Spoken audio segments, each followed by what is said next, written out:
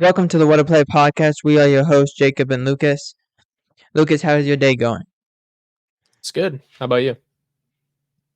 It's going well.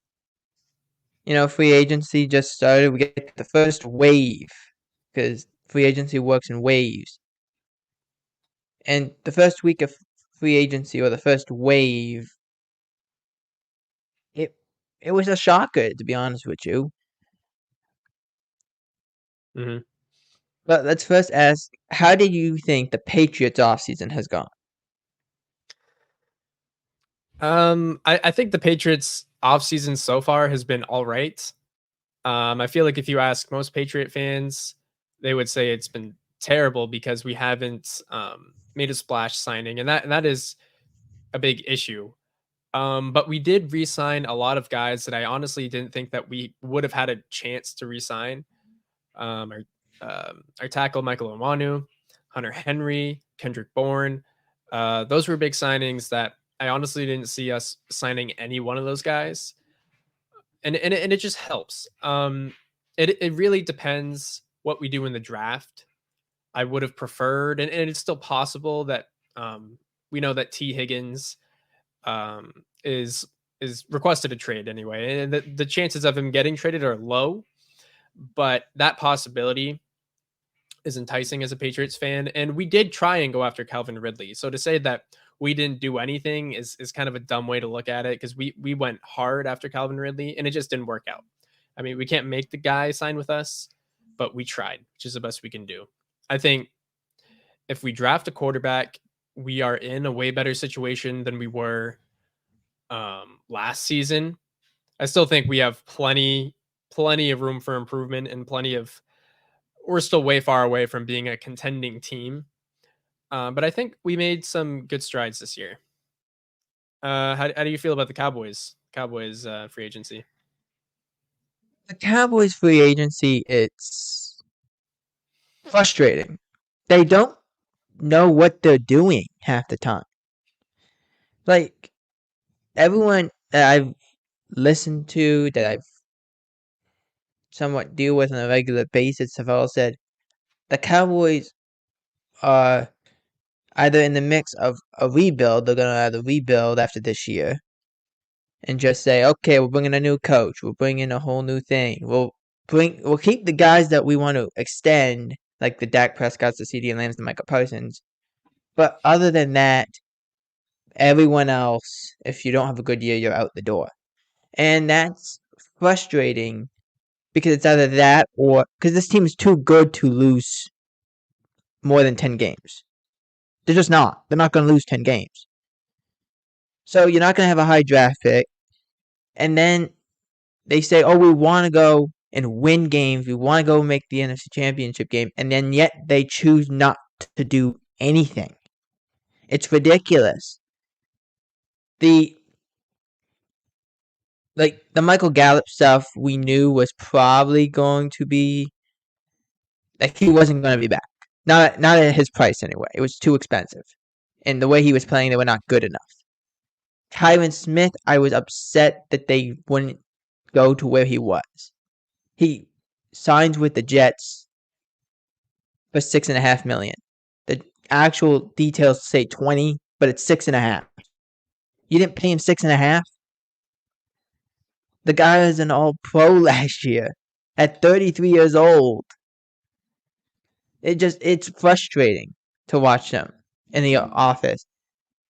And then you have Stephen Jones go and say, oh, well, we try. I always have my laptop and my phone.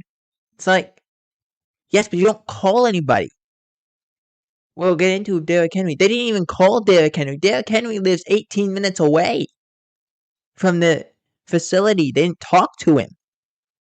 It just doesn't make any sense. It's frustrating. The on the field product is good.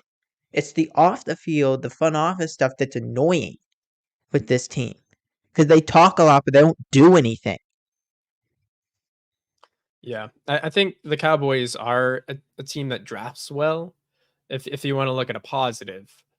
So I mean, you do have the draft to look forward to. You can maybe get some young talent, but I agree. I mean, the Cowboys should have made moves in free agency. They were a really good team this past year, and there were obviously some pieces away, but they didn't even, like you said, didn't even make an extension to players to make their team contend. Well, it's so frustrating. They brought in Eric Kendricks, but it's a 1-year deal. He only signed the deal really because Mike Zimmer's there. Because no one's really willing to sign. Everyone on the offensive coaching staff is on a 1-year deal, and everyone on the defensive coaching staff is a 1-year deal. There's no one here longer than 2024 at this stage. They had Dak restructured this morning, but it's not a new contract, it's just a restructure. Very little money moved. But it's watching, it's like everyone else moves. It's like if you watch a race, okay? And everyone starts in the beginning, and then here's Dallas like jogging along. Everyone else is going full speed. Dallas is kind of trotting. It's what they do every year. And I'm sure like Zimmer will figure out how to make these guys play good.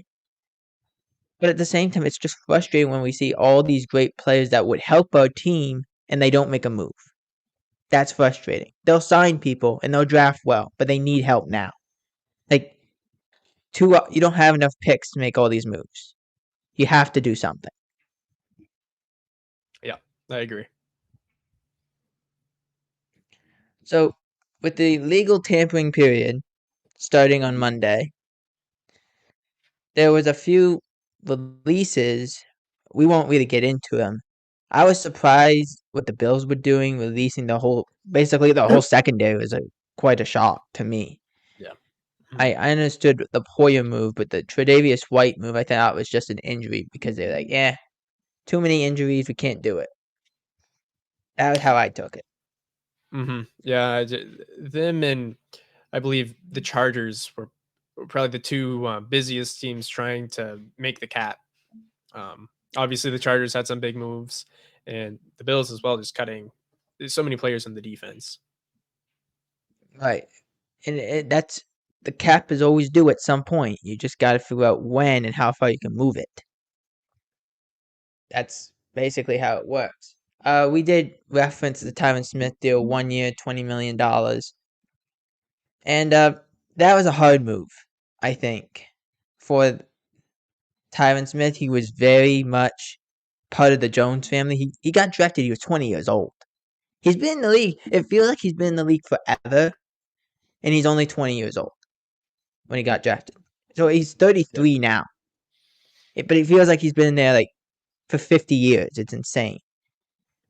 It's like the same thing with Trent Williams. You think Trent Williams was there for like ages. You realize he's 36. Like, what? So I know that was hard, but to not even make the effort was frustrating. Christian Wilkins, this was an interesting move, I thought. Christian Wilkins signs with the Raiders. 4 years, $110 million, $84.75 million guaranteed. A great job by Pierce to go and bring in defensive tackle help. They need a defensive tackle. And Wilkins is very impactful and will not just help himself that interior, but help out Max Crosby as well and get some of those double teams off him. Yeah, I'm happy he's out of the AFC East. Playing him twice a year, I mean, he's a game wrecker, especially when he gets in his groove. He's a great fit for the Raiders, and I'm actually happy. I like the Raiders, and having some pressure. You got Max Crosby, you got Christian Wilkins up the middle. That's scary. But I mean, they need to make these moves when they play Mahomes twice a year. You play the Chargers twice a year with John Harbaugh. You know, the Broncos are the Broncos, but it's a good move, and I think he's a culture fit as well, which just makes it a great signing. Well, I know we weren't going to talk about this. Who doesn't want like the Chargers to do like Hard Knocks? That would be so interesting to me. Let's just have him do it. Let's have Jim go and do Hard Knocks. Let's see what happens. As my earbuds just keep falling out for no reason.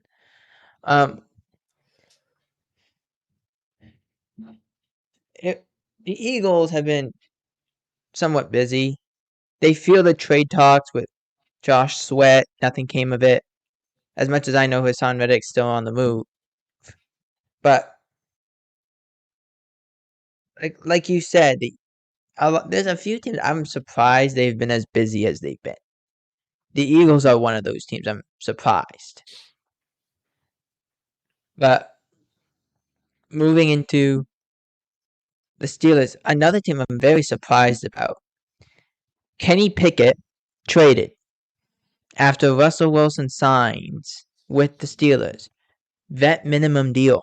1 year, I think it was $1.2 million. And the thing that's going around, the rumor that's going around is they told Pickett and he said, why? I'm the guy. I'm here.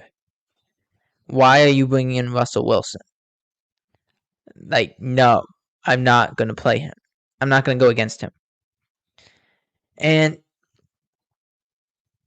I think that's just a terrible attitude to go in. And that was, I think, the reason he was traded was just he had a terrible attitude towards competition. And I understand what Russ brings, but I don't think it was handled the best way by Kenny Pickett. No, yeah, it definitely was not.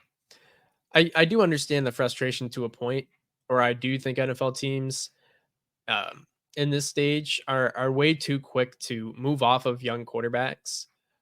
I think it's just with everyone, it's just everyone's just very impatient and no one wants to give a quarterback the time that he needs to become great. And I'm not saying that the Steelers should have went with Kenny Pickett because I did like the move.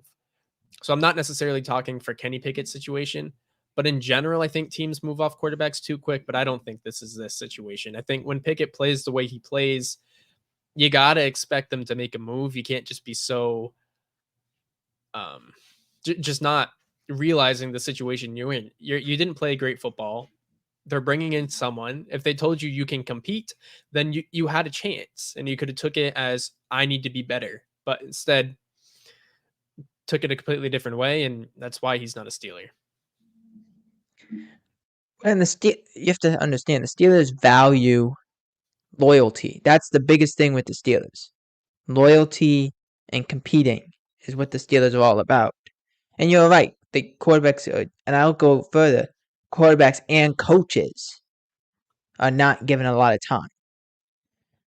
Like it used to be, used to give a coach 6 or 7 years, and now you're given 1 or 2 years, and if you're not good, you're gone, and that's frustrating, especially for a young quarterback. But that's not the same situation here. I think Kenny Pickett was trying to say, I'm here, I'm the lead guy. There shouldn't even be someone else that is even into this, as far as I am. The deal was struck with the Eagles for a third and 2/7 is what the Steelers receive, and the Eagles receive Pickett in a fourth. What a weird quarterback trades for the Steelers. It was very low interest moves, I would say. Late day 2s, early day 3 picks, or late day 3 picks. The same goes for Justin Fields. They traded him to the Steelers for a conditional 6th round pick. That is what it was.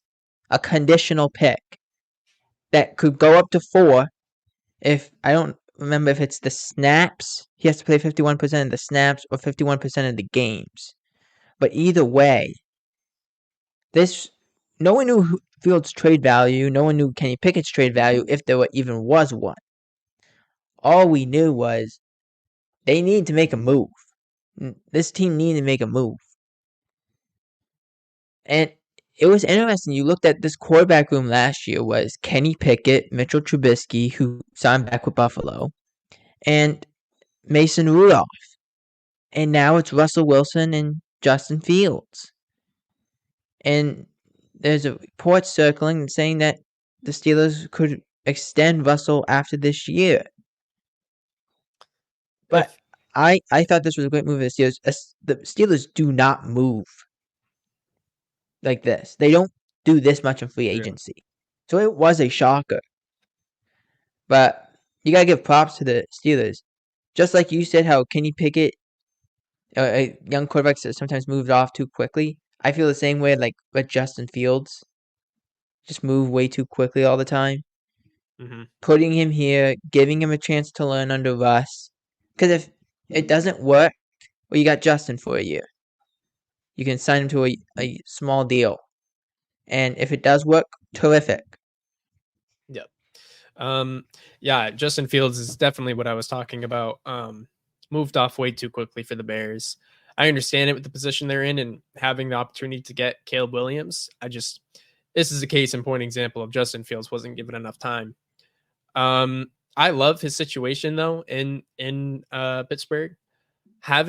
Being able to sit behind a quarterback, I think, is very important for a rookie. I know he's not a rookie, but he never even got that opportunity in the first place in Chicago. So to be able to go to Pittsburgh, sit behind Russell Wilson, who very successful quarterbacks, won 2 Super Bowls. Or was it 2 or 1 Super Bowl? Sorry. One. Okay, yeah. It He's was been to Super 2. Bowl 49 I was thinking about. He's won a Super Bowl, almost won 2. He's a very talented quarterback. He is a perfect and he's definitely he can be a mentor for Justin Fields. The way I see it playing out is Wilson's the quarterback to contend for this year. You sit Fields, don't extend Russell Wilson.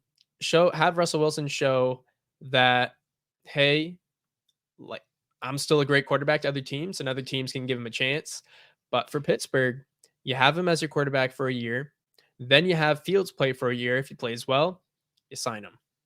And if that's what they're thinking, I think that's really smart by the Steelers front office. I mean, this is a really good move for them. So I really like it.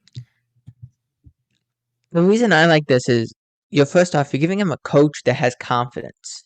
Tomlin's one of those coaches that everyone says he's a player's coach. He wants his players to do well. I think that's what both these quarterbacks need. You look at Russell Wilson, what a terrible position he was put in. To go from Pittsburgh, you have Pete Carroll, to then go to Denver to have Nathaniel Hackett and Sean Payton, one after another, and then have now Mike Tomlin. I mean, and Arthur Smith. So there's an area of where we have to go with this, but I think it will allow Russell to have some time, and it will allow Justin Fields to learn. And like, what a dream scenario for Arthur Smith too. The Falcons were in talks of bringing in Justin Fields before they brought in Kirk Cousins, and he was the former coach of Atlanta, so he can relate a little bit to Justin Fields. Plus, it can't hurt giving him Bijan Robinson, Cordell Patterson, Kyle Pitts, Drake London. That cannot hurt either. Right. Yeah. If he was in Atlanta. Now he's in Pittsburgh, gets George Pickens. Not too bad. While we were talking about the Atlanta Falcons, Kirk Cousins went there, signed $100 million, 4-year contract. Now, we understand this, Lucas. You get a quarterback who's 35 years old, 36 years old. More likely, he's not going to play 4 years. That's just a number we threw out. It's kind of like in the courtroom. We say it's $100 million suit, but it's not. It's just a number we threw out there. It's the same thing. 4-year contract, over $100 million. And at Atlanta, with a new coach, give him a chance to win this division. We can't say anything bad about what Atlanta did. Yeah. I mean, Arthur Blank was clear that he wanted a team that will make the playoffs and that has a shot. And signing Kirk Cousins will do exactly that. That division is still very depleted. They more than likely will make the playoffs, and they will be in there contending. So I mean, that's what Arthur Blank wanted, and that's exactly what he got with Kirk Cousins. So it's not a bad deal at all. It's a good deal for Kirk Cousins as well. Well, it's like I keep looking at him like, okay, look at this roster. All they needed is a quarterback, and you get what is called like quarterback hell, where you just can't ever find somebody who's just capable. They had an old Matt Ryan, an old Julio Jones. They trade Calvin Ridley, or after he gets suspended, I should say. You're stuck with these moves, and then you say, okay, we're gonna roll with uh this quarterback, this quarterback, this quarterback, Desmond Ritter, Taylor Heineke, anyone that can Marcus Mariota, anyone that can play, and that's just Arthur Blank. It like a lot of these owners are in the same situation. They're older guys, and they say, "How much longer am I going to be here? I want to win a championship so badly. Who am I going to bring in? Who's going to give me a chance? Who's going to give me an opportunity?" And it was, okay, Kirk Cousins is available. Let's talk to him. Let's try to get him. And they did it. And I'm like, when I saw that move, I'm like, finally, they'll throw the ball to Kyle Pitts. Yeah. Just throw him the ball. Can we, like, the guy has more touchdown. It's not true, but it's almost true. He has more touchdowns not in North America than he has in America. It's the saddest thing, and it's not 100% true, but it's very close. Yeah.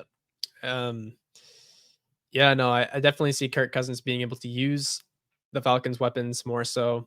Especially Raheem Morris will probably make it a point. Hey, the last coach got fired because he didn't want to use any of my skilled players. Let's make sure they're a big part of the offense. And I'm sure Kirk Cousins will be able to distribute the ball exactly how he wants him to. All right, let's move on to the Ravens. They release Odell Beckham Jr. They sign Dereck Henry. They deal 2 years, $16 million. They actually showed a number, I think, since 2020. Lamar Jackson has the most quarterback rushing yards. The running back with the most rushing yards and rushing attempts is Dereck Henry. So this should fit like a glove, but I do have questions of who's that second receiver on this team. But I do like the move. Yeah, I think it's a good move. I think Derrick Henry is a good fit for Baltimore, and I mean they're a big rushing team with their quarterback, and now you got a bulldozer like Derrick Henry. I see it only working for Baltimore. Yeah, they still need players, and this isn't what's going to get them over the hump.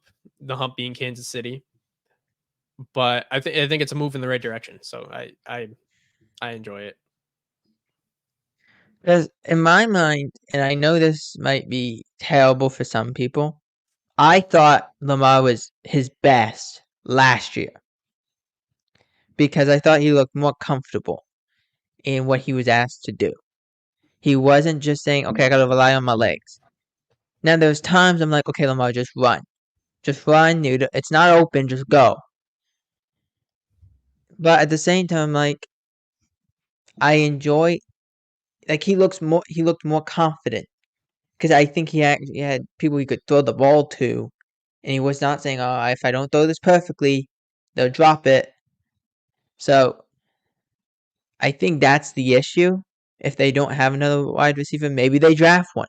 Maybe they try and bring in a Mike Williams, but they got to do something. But I do love this move because it's going to help Lamar out even more. Give him a chance to run the football with somebody else who is actually going to be stronger, bigger than him, and allow him to kind of facilitate more. Yeah. Well, before we get out of here, we have a couple more news items. the Chargers made a couple moves this week, releasing Mike Williams, which they were trying to get under the cap. It was either get rid of Joey Bosa, get rid of Khalil Mack, or cut Mike Williams. They still have interest in Mike, but they released him for now. He is actually meeting with Pittsburgh today. So I was a little shocked by that move. And then I was really shocked as they traded Keenan Allen to the Bears for a 4th-round pick. And part of me is saying, all right, I understand he's old, but I'm like, who's going to catch this football now? They don't have anybody. Yeah. And they're in a situation where they could have, if they somehow got around the cap and kept Mike Williams and Keenan Allen. I understand. I'm pretty sure both of their contracts expire next year. So they would have had to I make believe so, yes. But they could have got Joe Alt and got someone to protect Herbert, because that's clearly is an issue and a gap that they need filled. Now it's clearly we got to get a receiver. We got to get Malik Neighbors somehow, if Marvin Harrison Jr. is available, Rome Odunze, someone, because you cannot have Quentin Johnson be your number one. Okay, Justin Herbert has had a bad enough time in Los Angeles, and you got to give him someone to throw to. So they got to draft receiver. I mean, I love the move for Chicago. I think getting Keenan Allen, getting ready, getting prepped for Caleb Williams, get him some weapons, get him some guys. That's great. So I love it for Chicago, but Los Angeles is really going to have to make some moves, and they're going to have to draft well. Well, and my whole thing is Gerald Everett's gone. Mike Williams, you cut. Keenan Allen, you traded. Josh Palmer, I like him. I think he's a good player. Gets hurt a lot. Quentin Johnston can't catch anything, or couldn't catch anything his rookie year. I keep going back to when the Cowboys played the Chargers on that Monday night, and they throw the ball to Quentin, and Stephon Gilmore goes against him, and Stephon Gilmore's a small guy. He's not big, and he just bullies Quentin Johnson out of the way. It's like, Quentin, you're 6'4". Like, yes, I'm a Cowboys fan, but I'm like, Quentin, you're 6'4". You should not be getting bullied like that. Mm-hmm. Especially against someone who's an older guy. You should be trying to at least box him out a little bit more. That was, to me, just, once I saw that, I was like, oh, boys, here we go. This is going to be a long road. Yeah. All right, Lucas, do you have any more names of free agents do you want to go through? I do want to talk about the Calvin Ridley signing, actually, because, okay. Like I said earlier, I know the Patriots were going after him, but after he got signed, it was the Colts. Am I correct? He was talking with the Patriots and Jacksonville. And to my understanding, he was very close in signing with the Patriots, but was giving Jacksonville an opportunity to counter. And then Tennessee, who was a dark horse, snuck in and made it work. Yeah. Okay. I knew it was an AFC South team. Yeah, so I'm happy we didn't sign Calvin Ridley for that price tag. That is, in my opinion, it's a bad deal. That, I mean, is great for Calvin Ridley, but I think that's way too expensive. Where even if we signed him, if I saw that price tag, I'd have been like, I don't know. I don't think that's a good move. So I'm happy we actually get him. Yeah. Well, I mean, like, I think you did pretty well. You got KJ Osborne. I thought he was one of the better receivers out there from Minnesota. Yeah, obviously, that receiver group still needs work, but KJ Osborne is an upgrade. Well, it's like, think about it. Think of the group you had, because you guys barely used Kendrick Bourne last year because he got hurt. Right. And then you had Juju Smith-Schuster, who was in and out. Sometimes he'd have a good play, but there'd be like 15 bad plays that he would have. Yeah, he wasn't very You good for couldn't get the us. ball to anybody. So bringing in like a KJ Osborne might help. I still think you guys need to draft somebody. Yeah. And let's see how that drafting process works with no more Bill Belichick making those choices. But I do want to see how they operate, at least from the offensive side of the ball. Right. Anyone else that you move on to before we get out of here?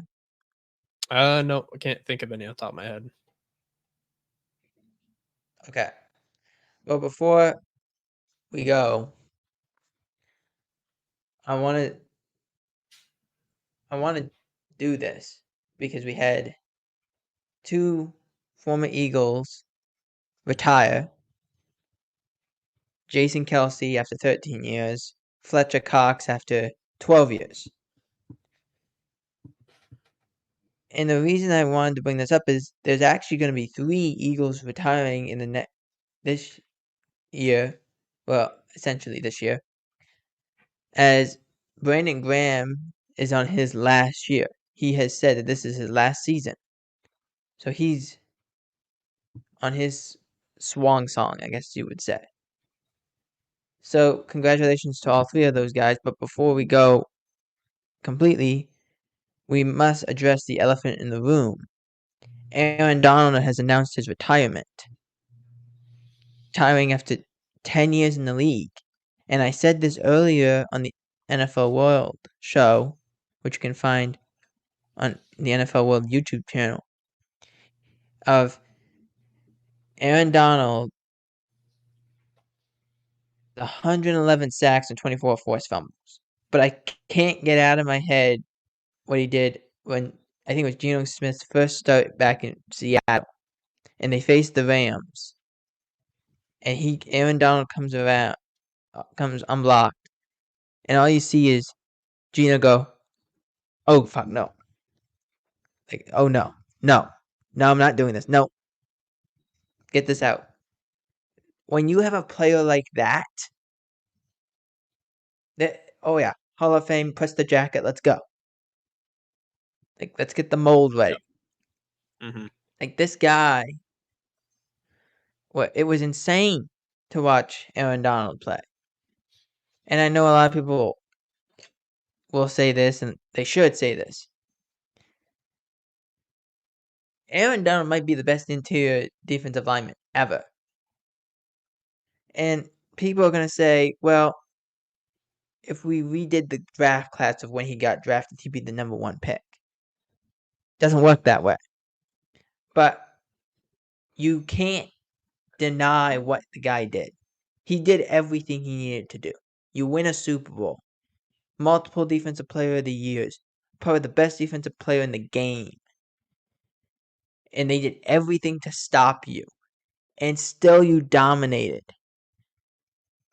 And I want to Jeff Fisher, the former Rams head coach, said that he would used to call he used to call Aaron Donald like a Reggie White kind of guy. That's how he operated. Tom McVay paid tribute to, I think, today and said he would take souls from people. Like, that's how good he was. Mm-hmm. And the league will be worse with no Aaron Donald in the league. Yep. Yep, I agree. I mean, he's definitely, all I have to say is Hall of Famer. Like, absolutely 5 years. As soon as he's eligible, first year, put him in. I think when we say this a lot, and I say this a lot, we all say Hall of Famer. We all say that.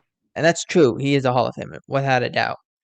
Like, start the mold, press the jacket, do the whole thing, get his measurements, do the whole thing. I've watched football a long time. All right? And I've seen a lot of great players. I've seen a lot of good players. I've seen a lot of players that don't get the credit they deserve. Aaron Donald might be the best defensive player I've ever seen. And it might not be that close. I've never seen somebody dominate an interior defensive line position like an Aaron Donald. From a guy who everyone said he was too small and too small. His arm length was not good. He wasn't strong enough coming out of Pittsburgh to then dominating the league for 10 years. Just an unbelievable career, and the league will miss Aaron Donald. But that's the show for the What to Play podcast. We thank you for watching the What to Play podcast, powered by StreamYard, and we can't wait to see you guys next time on the What to Play podcast. Peace.